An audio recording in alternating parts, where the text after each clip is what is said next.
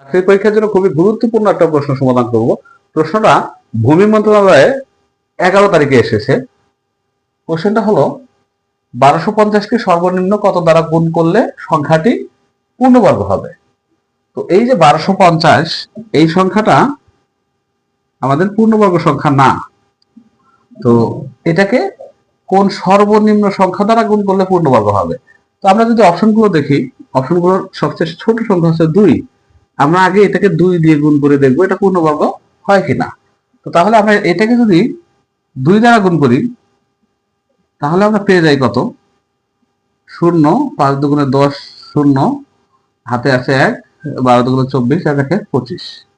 তাহলে আমরা পেয়ে গেলাম 2500। আমরা জানি 2500 এটা কি? এটা একটা পূর্ণবর্গ সংখ্যা।